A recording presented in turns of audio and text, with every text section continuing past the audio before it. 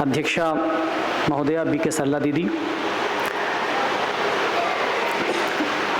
मध्य प्रदेश सरकार की कैबिनेट मंत्री संपत्तिया उइके जी और केंद्र सरकार के ओएसडी डॉक्टर राजशेखर जी और सम्मानीय सभी अतिथि और ख़ासतौर पर आशीष गुप्ता जी का जिक्र भी करना चाहूँगा। हालांकि वो हमारे मित्र हैं, इंदौर से ही हैं, लेकिन इन दिनों जिस आध्यात्मिक अनुभव से वो गुजरे हैं और जो चमत्कार उन्होंने अनुभव किया है ब्रह्म कुमारी में रहते हुए, इसलिए उनका जिक्र करना बहुत ज़रूरी है। कभी वक्त हुआ तो आप उनसे सुनिएगा कि जीवन में ब्रह्म कुमारी संस्थान में रहते हुए क्या उन्होंने पाया है और जीवन में क्या अनुभव किया है। मुझे लगता है कि पूरी दुनिया तक एक बात पहुंचनी चाहिए। बहरहाल मेरे सामने बैठे हुए सभी पत्रकार महोदय, उसमें एमडीज़ भी हैं, कई जर्नलिस्ट हैं और संपादक भी मौजूद हैं, आप सभी का वंदन, अभिनंदन। आज का जो विषय है, चूँकि समय कम है इसलिए मैं सीधे विषय पर आता हूँ। और चूँकि मैं बाय प्रोफेशन खुद एक जर्नलिस्ट रहा हूँ, 32-33 साल मुझे जर्नलिज्म में हो गए हैं और इसको बहुत नज़दीक से मैंने देखा है और कोशिश की है कि कैसे आदर्शों पर चलकर इसका वहन किया जाए। है मुश्किल डगर, लेकिन सभी के आशीर्वाद से मुझे लगता है कि मैंने इस वादे को अपने आप से निभाया है कि मैं एक अच्छे जर्नलिस्ट के बतौर काम कर पाऊँ। आज का विषय जो है, नई सामाजिक व्यवस्था की बहाली के लिए मीडिया का योगदान। तो सबसे पहले तो हमको ये समझना होगा कि नई सामाजिक व्यवस्था क्या। यहीं पर प्रदीप जी ने भी इस बात का जिक्र किया कि नई सामाजिक व्यवस्था क्या और फिर उसकी बहाली का क्या उद्देश्य है। मुझे लगता है कि नई सामाजिक व्यवस्था से हम सब परिचित हैं, 2-4 होते हैं रोज।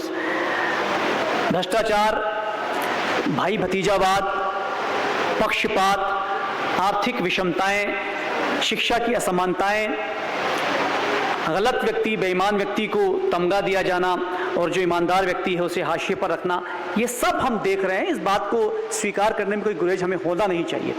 माफ़ी चाहूँगा यदि आपको कोई बात बुरी लगती हो, लेकिन चूंकि ये ब्रह्म कुमारी संस्थान का एक महाकुंभ है जहाँ पर वैचारिक ये अनुसंधान हो रहा है, एक काम हो रहा है, उस पर बहुत ज़रूरी है कि हम उन बातों पर ज़रूर विचार करें जिन पर हमें यहाँ बात करने के लिए, विचार करने के लिए बुलाया है।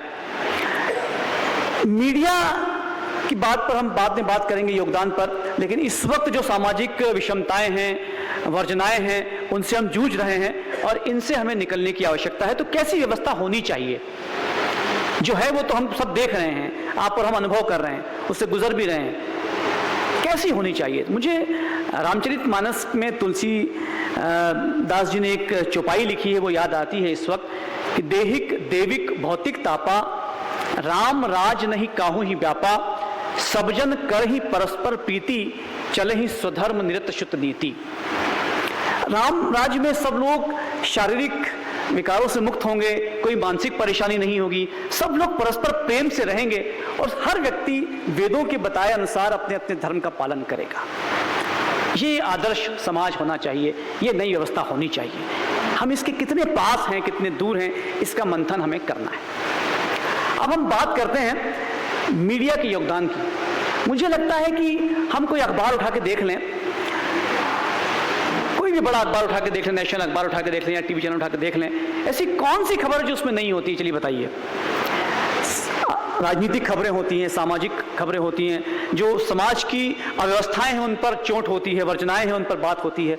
हम सब कुछ कर रहे हैं, उसके बावजूद भी बदलाव देखने को नहीं मिल रहा, समाज पर असर देखने को नहीं मिल रहा, कोई प्रभाव नहीं हो रहा। ऐसा क्यों?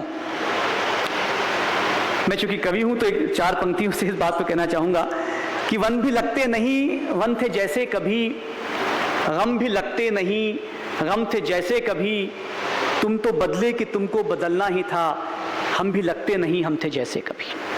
हम मीडिया जो है समाज को बदलते बदलते कब अपने आप बदल गए हमें पता ही नहीं लगा। हम कहां पहुंच गए हम समझ ही नहीं पाए।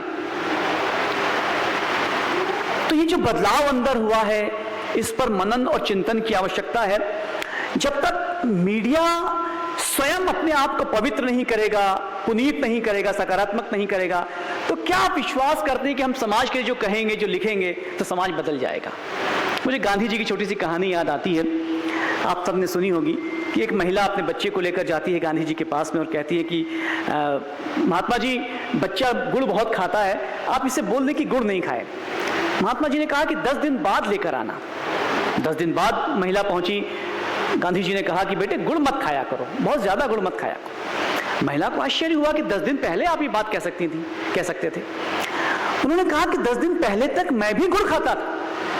मैं गुड़ खाते हुए कैसे एक बच्चे को ये कह सकता हूं कि तुम गुड़ मत खाना, और मैं कह दूंगा तो क्या बच्चा गुड़ खाना छोड़ देगा? दोस्तों, यही हो रहा है कि हम स्वयं अपने आप को उस हाशिए पर ले आए हैं, उस स्थिति में ले आए हैं, पतन के उस स्तर पर ले आए हैं कि हमें इस बात को कहने का कोई हक ही नहीं रहा कि समाज में सकारात्मकता हो, भाईचारा हो, प्रेम हो, वैमनस्यता ना हो।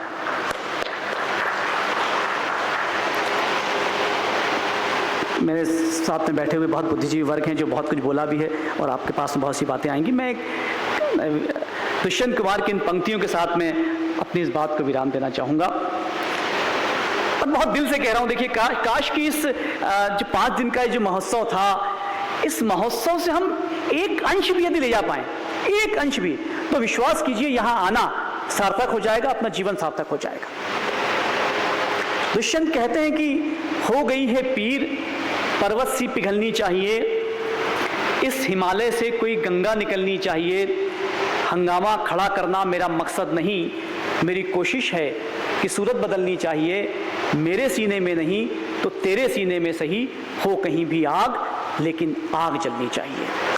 शांति की आग आप ले जाएं, समाज में फैलाएं, मुझे लगता है कि हमारा जीवन सार्थक हो जाएगा। बहुत सारा धन्यवाद, शुक्रिया।